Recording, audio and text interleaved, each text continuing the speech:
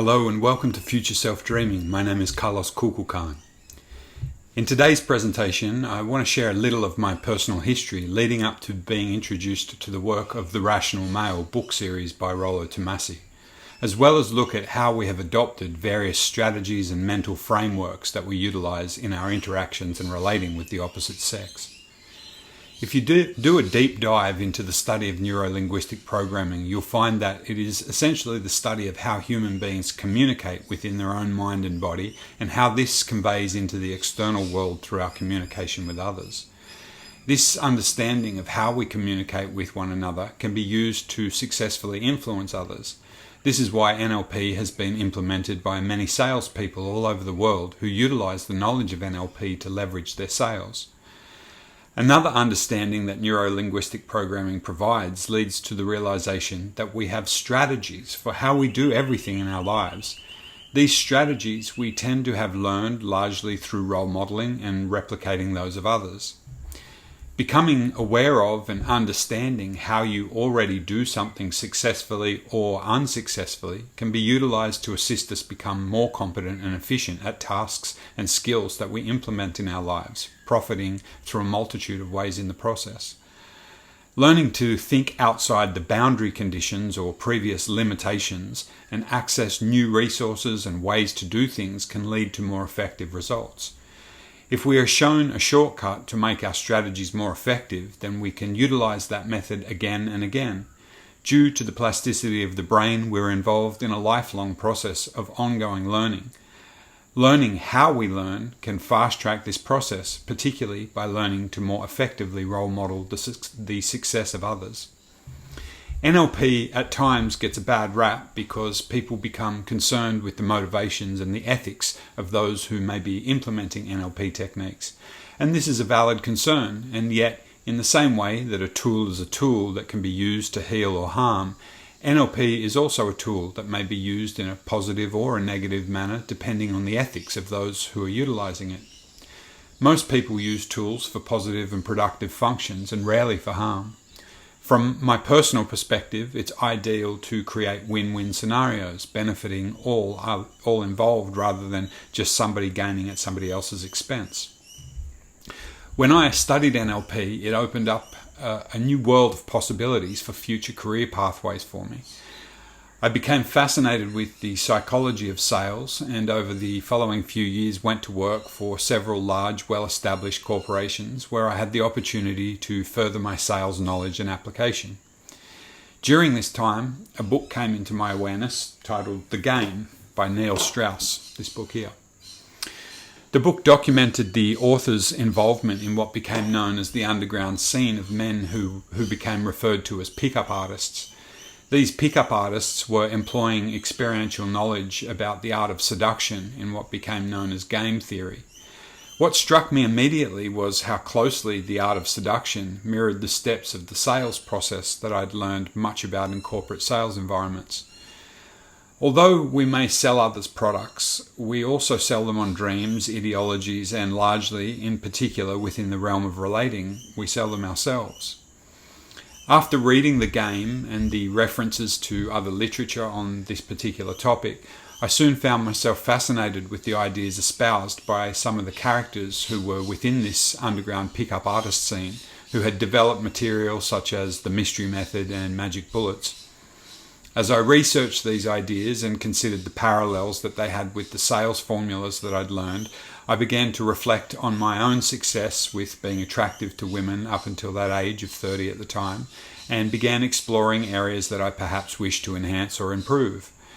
As I continued to research this art of seduction more, I also realized that many of those involved in the pickup artist world had also developed knowledge of neuro-linguistic programming that they were utilizing to make their strategies for game more successful, with considerable names from the NLP community involved.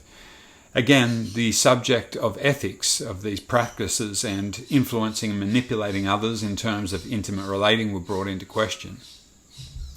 Many times people are heard to say that they don't like playing games in relating, a comment that can be taken in a multitude of ways depending on the context.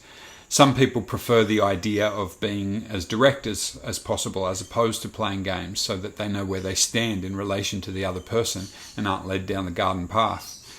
However, if you fool yourself into the idea that you do not play games, or that you're not in some type of game when you're engaging in relationships of one form or another, I'd personally say that you are massively fooling yourself and have already lost the game by leaving yourself in a vulnerable position of being adversely influenced by the psychological framework of another.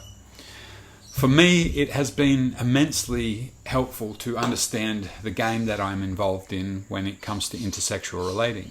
Ignorance isn't bliss in this arena. Ignorance generally leads to suffering. One of my suggestions to men in this arena of game is to make conscious the unconscious strategies that you have developed throughout life through reflection and critical self-analysis of why you may have already been successful with women and also where you have not been successful. Part of this process involves deconstruction or deconstructing your unconscious strategies, schemas and frameworks, exploring where in life you have learned how to socially interact with the opposite sex. Questions that can be helpful, maybe have you learned this through peers at school, through movies and TV, social settings, family? Who taught you? Who role modeled behavior? Where did you learn about sex? Did you learn it through porn? Did parents or friends teach you about it? Did you fumble your way through? Who taught you what is attractive to the opposite sex? How did you develop communication skills?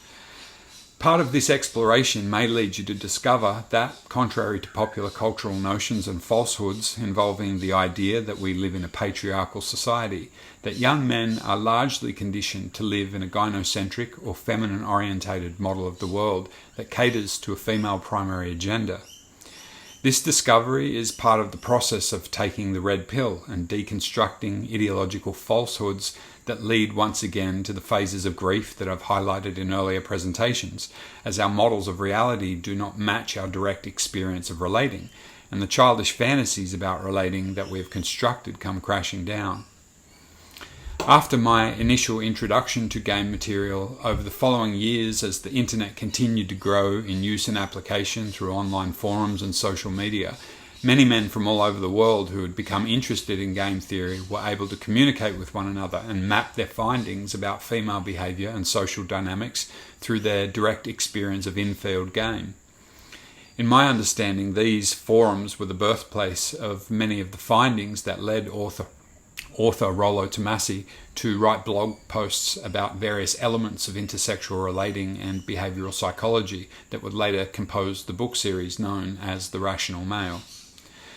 As seems to be the case for many men who come to the Rational Male material, the insight that is gleaned in Rollo Tomassi's writing correlated with the direct experiences that I'd had throughout my life history of intersexual relating and put much of the feminine behaviour that I'd encountered into perfect context. Since that time, I've used it as a primary reference text when counselling men to help them move out of denial and understand the pitfalls that they may encounter in their relating. As always, I hope that something that I might have shared just now is of some value to you, and I will continue to further explore the principles in the Rational Male books in further presentations. For more information on counselling sessions, you can explore the website futureselfdreaming.com and follow on Facebook and Instagram. In Lakesh.